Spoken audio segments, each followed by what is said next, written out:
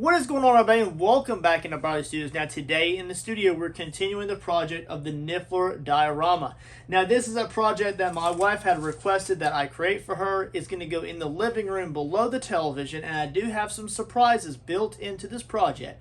Now, this is a highlight clip of the full-length content, that video being one of the longest that I've ever created for my YouTube channel. So make sure you check out that video if you would like to see more of an in-depth version of what we are doing today.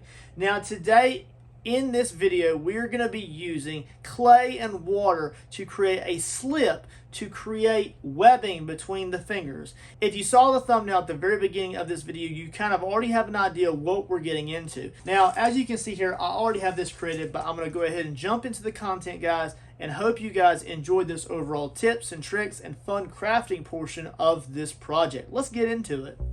Alrighty, so let's just jump into this voiceover here, guys, and let's begin some arts and crafts. Now, again, just to repeat what we're doing here, we're going to be using this creative paper clay, just a small chunk here. Now, just depending on what size of workspace that you're trying to cover or the overall finished effect you're trying to go for, depends on how much this you need to mix. And then you're just going to add a little bit of water to this. Now, as you add that water to the air dry clay that you're working with, or in this situation, a paper clay, which means that it does have those paper particles in it, I think that it creates a little bit of a stronger bond when you do a slip like this and it has the paper clay in there, but you can use any kind of air dry clay for this. So what you're going to do is you're just basically going to add the water in, and as you add it in, just slowly mix it up, churn it up with a popsicle stick or anything that you have to mix it up.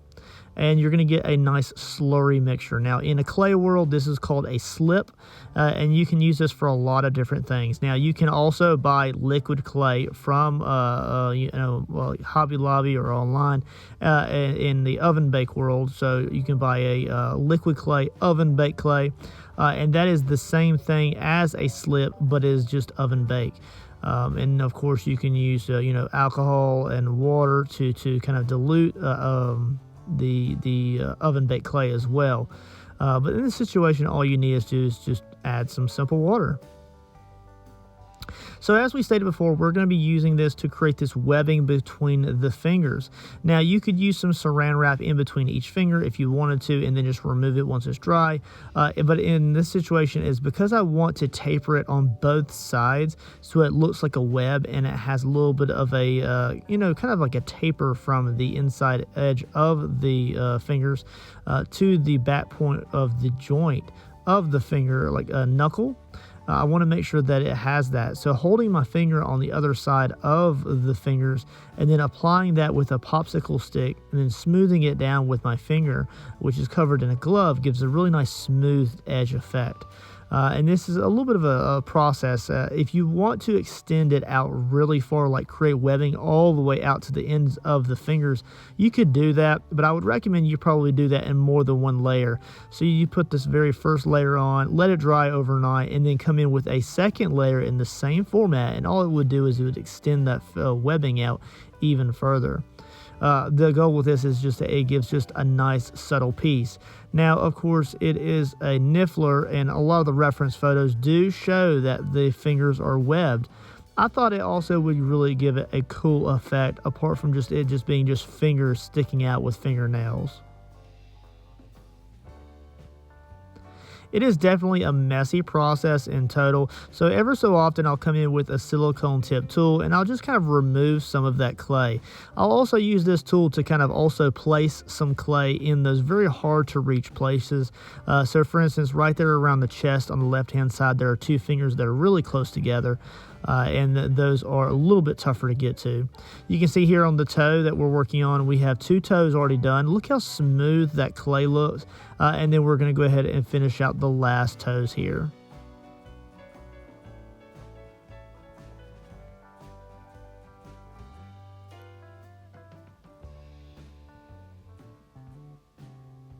Now, of course, I am doing this in real time, so y'all can really just get a grasp of what it is like to actually work with the clay itself. Sometimes when we go into a time lapse, you just kind of lose some of that detail and how long it actually takes to do some of these projects. Kind of bringing the silicone tip tool in there, again, to apply a little bit more clay to that, so that way it doesn't end at the lower joint. looking pretty good, you guys. At some point, you just have to kind of let it do its thing and just let it set up the way it needs to and just stop messing with it. But right now, I'm just kind of making sure I get the perfect proportions to get that nice thin looking texture.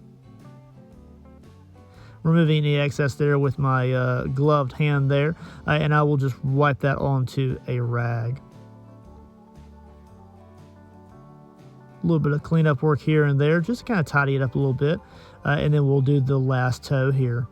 Now, it does take a full 24 hours, well, kind of 12 hours really. It would dry within 12 hours.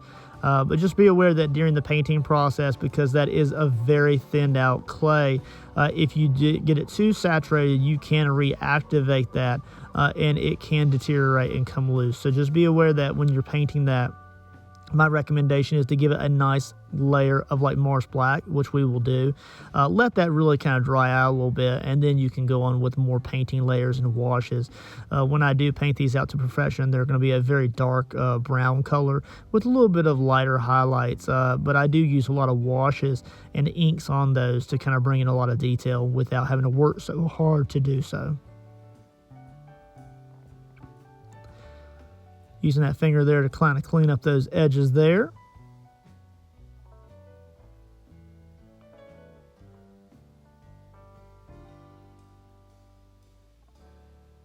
What do you think, guys? I know that you can probably make these a lot of different ways. You can even put some kind of fabric between the fingers and then kind of go over it with that. But this is just nice, super simple, and easy. So overall, it's not too bad of a process to get to this point, right? So we have the webbing already created. We used the gloved hands to create that so we don't create a lot of mess. Any kind of excess that we have on our gloves, we're wiping off on a rag, and that rag can be thrown away or washed because it is an air dry clay. It handles a lot like plaster depending on how much water you add into it. Again, right?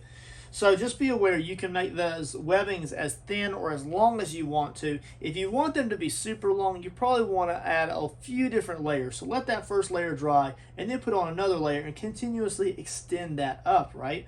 But otherwise, it's very easy and it's a very fun process. I really wanted to demonstrate in this video how to create a slip with creative paper clay, add the water in, create the consistency you need, and then create the project. Webbing in itself is probably one of the most difficult things that you would have to do as far as working with the hands, because that texture needs to be, one, a concave shape, but it has to be very thin and tapered on both sides, as we spoke of earlier.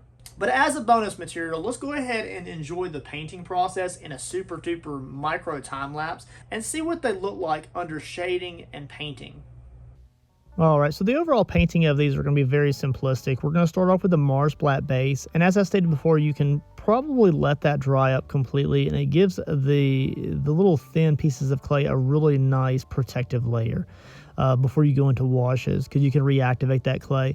We're going to go in with a multitude of colors, everything from burnt umber to raw sienna, a little bit of yellow ochre, including some dollar and Raleigh inks. I'm using sepia as well as burnt umber.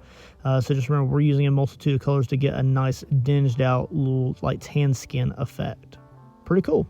All right, you guys, so as I go ahead and apply just the last kind of like highlights to the top of the feet and around where the light would be shining down, and kind of bringing the overall skin tones up to where it would be for the bill of the actual Niffler itself.